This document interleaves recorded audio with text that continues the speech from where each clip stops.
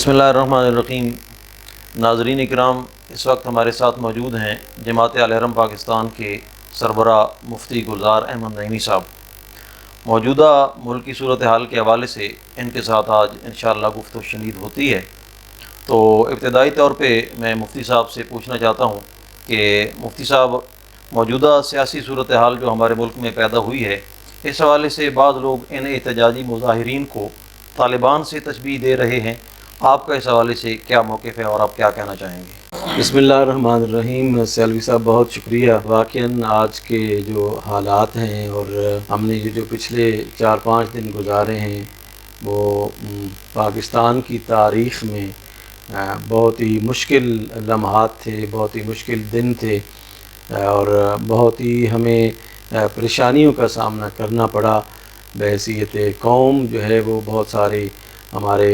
Future کے حوالے سے جو ایک بالکل ہی ایسی پکچر ہمارے سامنے آ رہی تھی کہ بہت ہی خوفناک صورتحال جو ہے وہ پیدا ہو گئی تھی۔ تو آپ دیکھتے ہیں کہ جس طرح جو ریاستی ادارے ہیں وہ اور عمران خان صاحب اور ان کی جماعت اور ان کے جو لیڈرز ہیں وہ آمنے سامنے آئے اور ایک ایسی صورتحال پیدا ہوئی کہ یعنی ایک پاکستان کی تاریخ میں چند مواقع ایسے آپ کو نظر آئیں گے کہ جہاں پر غیر یقینی کی صورتحال جو ہے وہ اپنے عروج پر تھی۔ تو میں یہ سمجھتا ہوں کہ یہ صورتحال جو ہے وہ ڈیفیوز ہوئی اور یہ سارا کریڈٹ جو ہے وہ سپریم کورٹ آف پاکستان کو جاتا ہے کہ انہوں نے بہت ہی خوبصورت طریقے سے اس معاملے کو جو ہے وہ حل کیا اور ایک جو ٹینشن بڑھ رہی تھی اور ملک جو ہے وہ مارشل لاء کی طرف یا ایمرجنسی کی طرف جا رہا تھا، تو بہت ہی صائب اور اعلیٰ فیصلے نے اس ٹینشن کو ریلیز کیا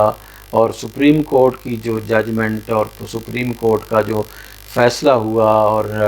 عمران خان کو جو بیل جو ہے وہ دی گئی اور یہ جو ہائی کورٹ اسلام آباد کا جو فیصلہ تھا اس کو نگیٹ کیا گیا۔ اس سے یعنی ایک ٹینشن کی فضا جو ہے وہ ختم ہوئی اور حالات جو ہے وہ اب نارملائزیشن کی طرف جو ہے وہ جا رہے ہیں۔ جی، بہت خوبصورت بات کی آپ نے کہ ہماری عدالتوں نے اس حوالے سے بڑا اچھا سٹیپ اٹھایا ہے، لیکن بنیادی طور پہ میرا سوال کرنے کا مقصد یہ تھا کہ جو حالیہ مظاہرے ہوئے ہیں، آپ دیکھ سکتے ہیں اسلام آباد میں، پشاور میں، لاہور میں، ان مظاہرین کو یا ان مظاہروں کو طالبان سے جو تشبیہ دی جا رہی ہے، آیا اس حوالے سے آپ کا کیا نقطہ نظر ہے؟ سیلوی صاحب، یہ تو بہت ہی افسوسناک ہوا۔ میں یہ سمجھتا ہوں کہ یہ جو مظاہرے ہوئے یہ مظاہرے پرامن ہونے چاہیے تھے، لیکن بہت عام جو چیزیں ہیں ان پر جو ہے وہ اٹیک ہوا ہے اور یعنی جلاؤ اور گھیراؤ کی جو کیفیت پیدا ہوئی ہے یہ کوئی پسندیدہ کیفیت نہیں ہے۔ میں یہ سمجھتا ہوں کہ یہ نہیں ہونی چاہیے تھی اور احتجاج تو ہر جو ہے وہ فرد کا، ہر جماعت کا حق ہوتا ہے کہ جب اس کے حقوق جو ہیں وہ کمپرومائز ہو رہے ہوں تو پھر ہر فرد کو بھی اور ہر قوم کو بھی، ہر جماعت کو یہ حق حاصل ہوتا ہے۔ لیکن ان مظاہروں کو طالبان کے ساتھ جو ہے وہ تشبیہ دینا، میں یہ سمجھتا ہوں کہ یہ ایگزیجریشن ہے، یہ نامناسب ہے۔ کسی طور پر بھی یہ مظاہرے جو ہے وہ یعنی متمثل نہیں ہو سکتے طالبان کے ساتھ۔ طالبان نے تو ہمیشہ ہمارے جو آرمی کے جوان تھے ان کو اٹیک کیا، طالبان نے تو ہماری اہم تنصیبات پر جو ہے وہ اٹیک کیا ہے، طالبان نے تو ہمیں جو ہے وہ ہماری ریاستی اداروں کو نقصان جو ہے وہ پہنچانے کی ہمیشہ کوشش کی ہے۔ بڑے بڑے جلیل القدر ہمارے جرنیلوں پر انہوں نے حملہ کر کے ان کو شہید کیا ہے۔ اسی طرح ہمارے جو آرمی پرسنز تھے، ہمارے جو پولیٹیشنز تھے، ہمارے جو علماء تھے، ہمارے جو پروفیسرز تھے، ان کو نشانہ بنایا ہے۔ لیکن ان جو مظاہرے ہیں، ان مظاہروں میں ہمیں ایسی کوئی جو ہے وہ صورتحال نظر نہیں آتی۔ اب آپ زیادہ سے زیادہ یہ کہہ سکتے ہیں کہ یہ جو کور کمانڈر کے گھر پر حملہ ہے، یہ تنصیبات پر حملہ آپ نہیں کر سکتے، یہ رہائش پر حملہ ہے۔ اسی طرح جو ہے وہ ریڈیو پاکستان جو ہے وہ کوئی تنصیبات میں یا اس چیز میں جو ہے وہ شامل نہیں ہو سکتا جس سے ملک جو ہے وہ خطرے میں پڑ جائے، ملک کی ڈگنیٹی، گو کہ ان مظاہروں کی بھی اور یہ بھی ایک بہت بڑا یعنی ظلم ہوا ہے، زیادتی ہوئی ہے، ایسے نہیں ہونا چاہیے تھا۔ لیکن جب اس قسم کے مظاہرے جو ہے وہ پھوٹ اٹھتے ہیں تو پھر ملک دشمن عناصر جو ہیں ان کو بھی موقع مل جاتا ہے، وہ ان مظاہرین کے اندر گھس کر جو ہے وہ ایسی صورتحال پیدا کرتے ہیں۔ یہ کور کمانڈر ہاؤس کا یا یہ جو پشاور پر یا میاں وادی میں جو ہے وہ جہاز کو جلایا گیا، یہ بہت قابل افسوس ہے، بلکہ قابل مذمت ہے۔ لیکن میں یہ سمجھتا ہوں کہ ان کو طالبان کے ساتھ جو ہے وہ تشبیہ دینا بالکل نامناسب ہے اور بالکل غلط ہے۔ یعنی اس کا مطلب یہ ہوا کہ ایک وہ سیاسی جماعت جو آج سے 1 سال پہلے تھی حکومت میں تھی اور اس نے حکومت کی ہے اور اچھے طریقے سے، جی رولنگ پارٹی تھی، اب اس رولنگ پارٹی کو آپ اور اس کے جو بڑے لوگ ہیں ان کو آپ یعنی تشدد کی اس انتہا پر پہنچا دیں کہ وہ طالبان کے برابر ہو جائیں، تو یہ قابل افسوس ہے۔ بڑی اہم بات کی ہے مفتی گلزار احمد نعیمی صاحب نے۔ آپ جماعت اہل حرم پاکستان کے مرکزی صدر ہیں، سربراہ ہیں اور بڑی اہم گفتگو کر رہے ہیں۔ آپ نے جہاں ان تمام مظاہروں کو طالبان سے تشبیہ دینے کے حوالے سے اپنا نقطہ نظر بیان کیا ہے، وہاں آپ نے بڑے واضح طور پہ یہ بھی کہا ہے کہ احتجاجی مظاہروں کی آڑ میں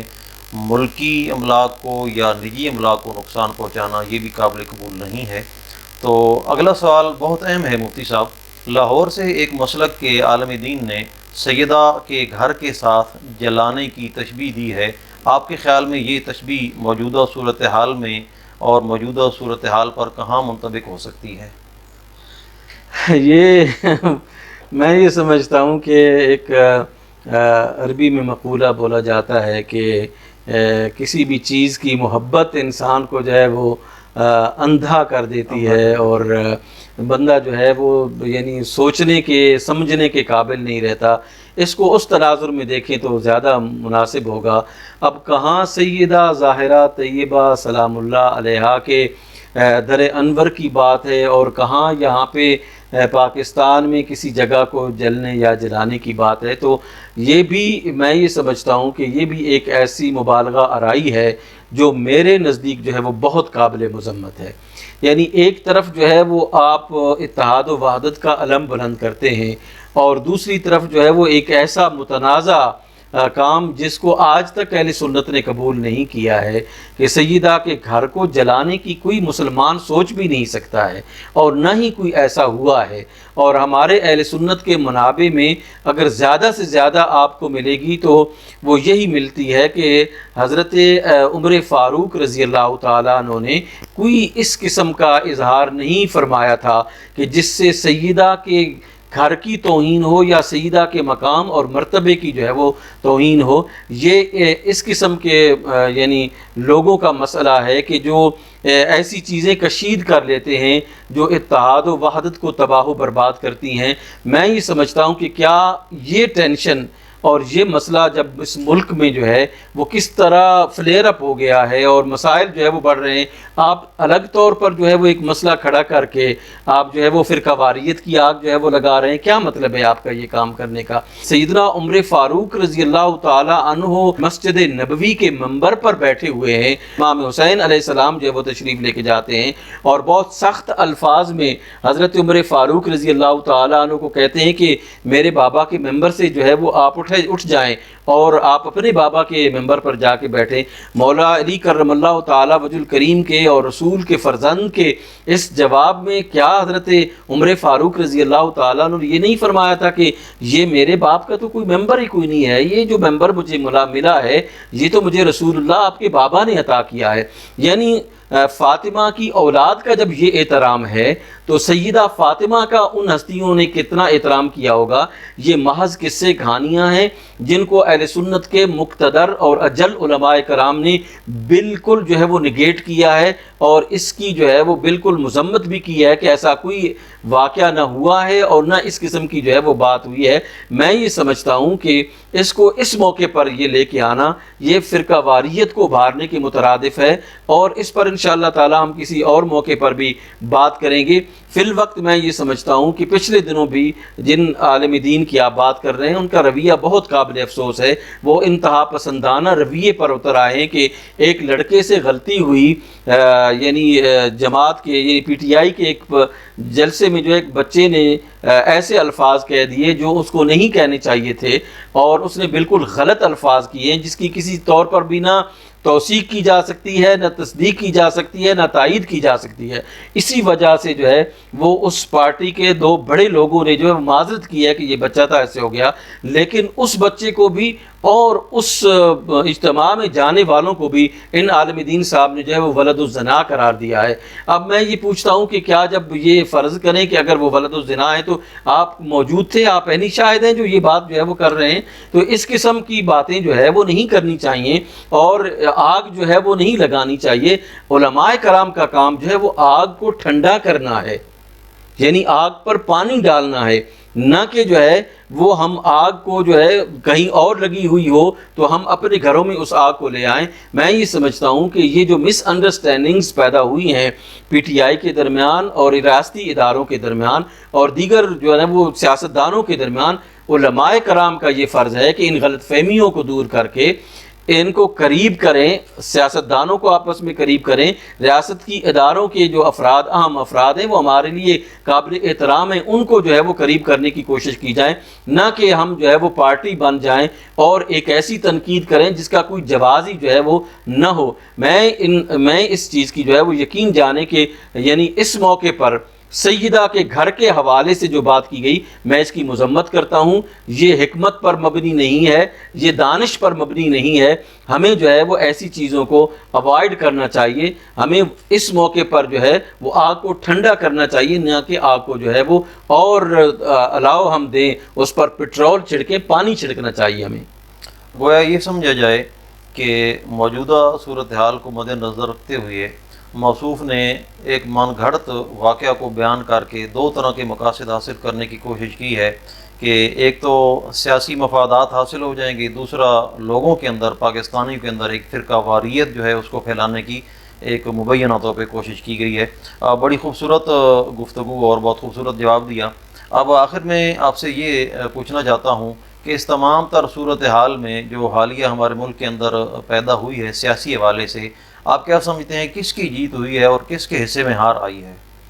ہاں، یہ بڑی اہم بات آپ نے کی ہے، نہ کوئی جیتا ہے نہ کوئی ہارا ہے۔ بالادستی اگر قائم ہوئی ہے تو آئین اور قانون کی بالادستی قائم ہوئی ہے، اور قانون کی اور آئین کی بالادستی جو ہے وہ ہم سب کو، سیاستدانوں کو، ہمارے جو پولیٹیشنز ہیں ان کو، ایون کہ جو عدالت کی کرسیوں پر بیٹھے ہوئے ہیں ان کو،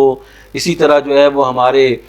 سرحدوں کے محافظین ہیں ان کو، ہمارے پروفیسرز کو، دنیا کے یعنی اس ملک میں جو ہے وہ جس بھی سفیر آف لائف سے تعلق رکھنے والے لوگ ہیں، جس بھی مکتبہ فکر سے تعلق رکھنے والے ہیں، سب کو سپریمیسی آف لا پر جو ہے وہ یقین اور ایمان رکھنا چاہیے۔ ہماری جیت تب ہوگی کہ ہم آئین کے سامنے سب جو ہے وہ جھکے رہیں گے، قانون کے سامنے جو ہے وہ ہم سب جھکے رہیں گے۔ اگر میں اپنے طور پر قانون کی تشریح کروں اور آپ اپنے طور پر کریں، دوسرا کوئی اپنے طور پر کرے، تو اس کا مطلب یہ ہے کہ قانون کی تشریح جو ہے وہ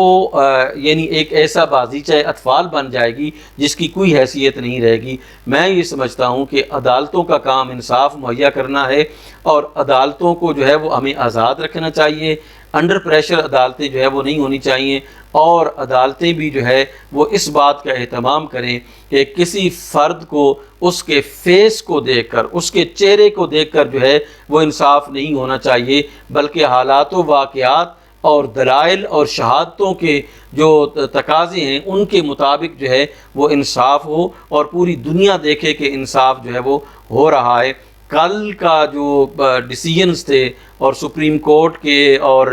ہائی کورٹ اسلام آباد کے جو ججز تھے، انہوں نے بہت دانشمندانہ فیصلے کیے ہیں، اور اس ٹینشن کو ریلیز کرنے میں اپنا بنیادی اور بیسک رول پلے کر کے بتایا ہے کہ اس ملک میں جو ہے وہ اگر رول آف لا ہوگا تو قوم جو ہے وہ پرامن رہے گی، وگرنہ مسائل جو ہے وہ بڑھتے چلے جائیں گے۔ آئین کی بالادستی ہی ریاست پاکستان کے مفاد میں ہے، عوام کے مفاد میں ہے، اور اسی میں قوم کی بھی جیت ہے، ریاست کی بالادستی بھی اسی سے قائم رہے گی۔ ہمارے ساتھ ناظرین موجود تھے جماعت اہل حرم کے سربراہ مفتی گلزار احمد نعیمی صاحب۔ ہم آپ کا تہ دل سے شکریہ ادا کرتے ہیں، اور انشاءاللہ ہم وقتاً فوقتاً آپ سے مستفید ہوتے رہیں گے۔